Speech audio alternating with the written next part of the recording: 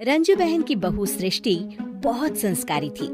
दोनों सास बहू बड़े प्यार से रहती और मिलजुल कर घर का काम करती थी। पर ये बात कईयों को तो अच्छी लगती, लेकिन कई लोगों को तो जलन का कारण बन गई थी। एक दिन सृष्टि से मिलने उसकी सहेली घर आती है। अरे सृष्टि, तू तो बड़ी अच्छी लग रही है।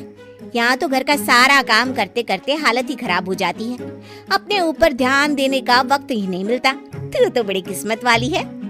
सृष्टि इस बात से हमेशा खुश रहती थी कि उसे एक अच्छा ससुराल मिला है।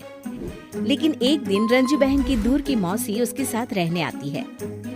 अरे तू क्यों सारा दिन घर का काम करती है? बहू को बोला कर घर का काम किया करे। अरे है तो वो भी बेटी की तरह ही ना, और मिलजुल कर काम जल्दी हो जाता है। तू तो बड़ी सीधी है। देख कैसे मटक मटक के सारे घर में घूमती है तेरी बहू।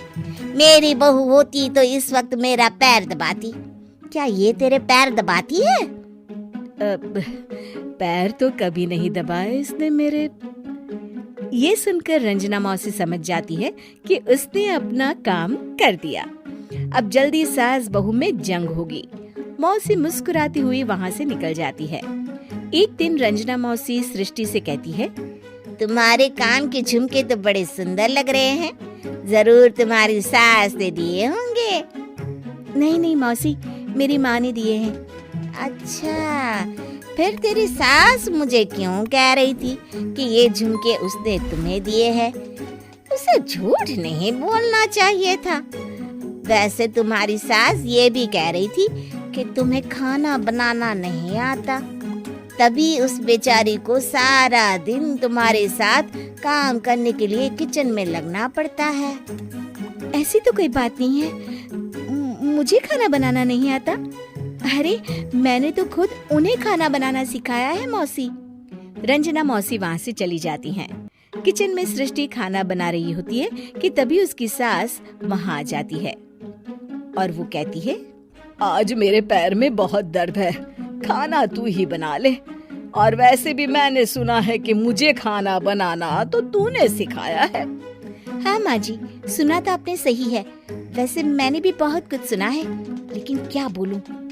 दोनों सास बहू को झगड़ते देख बाहर खड़ी रंजना मौसी मुस्कुराने लगती है। बड़ी आई थी प्यार से रहने वाली। इन्हें कोई बताए सास कभी माँ नहीं बन सकती और ना ही कभी बहू बेटी। शाम को रंजना मौसी सृष्टि को बुलाती है। अरे सृष्टि बेटा, जरा एक कप चाय तो दे दे। मौसी, चाय आप माँ जी से ही ले लीजिए, मैं किचन में पैर भी नहीं रखूंगी। वैसे भी मुझे कहाँ आता है चाय बनाना। तभी वहाँ रंजू आ जाती है। वो सृष्टि की बात सुन लेती है। हाँ बहू रानी, तुझे तो कुछ नहीं आता। रंजना, तो तू एक काम कर, तू ही चाय बना ले।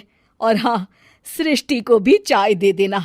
इसे क्या लगता है ये चाय नहीं बनाएगी तो क्या हम चाय नहीं पिएंगे?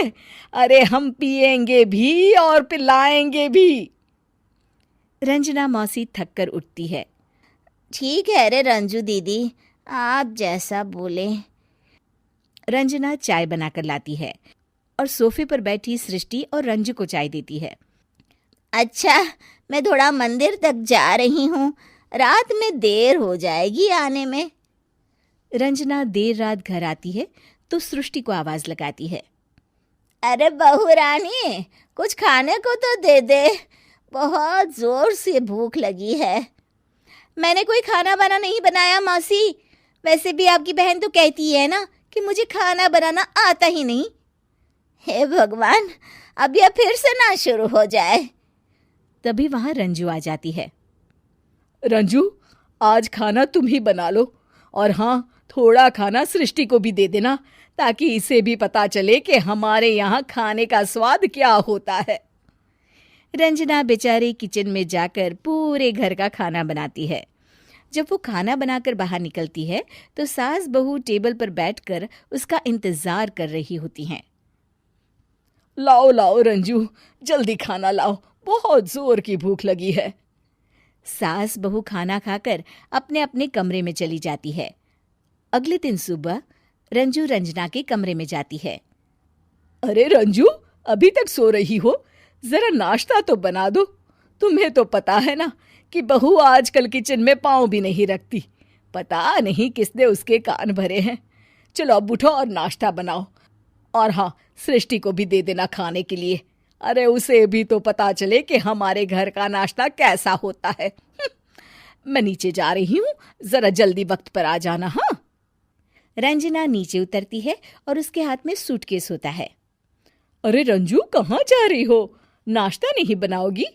अरे मौसी, बहुत जोर की भूख लगी है, नाश्ता अभी तक नहीं बना। अरे मैं कुछ नहीं बनाऊंगी, मैं तो घर जा रही हूँ। तुम सास बहू के चक्कर में मेरी तो कमर ही टूट गई। अरे अरे मौसी, कहाँ जा रही हो?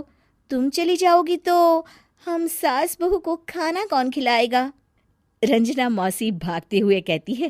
अरे मेरे बस की नहीं है, मुझे माफ करो। मैंने तो गलती कर दी तुम दोनों के बीच में झगड़ा लगाकर।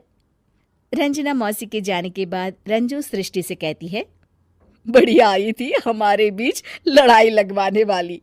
अरे कौन कहता है कि सास माँ और बहू बेटी नहीं बन सकती? सही कह रही है माँ।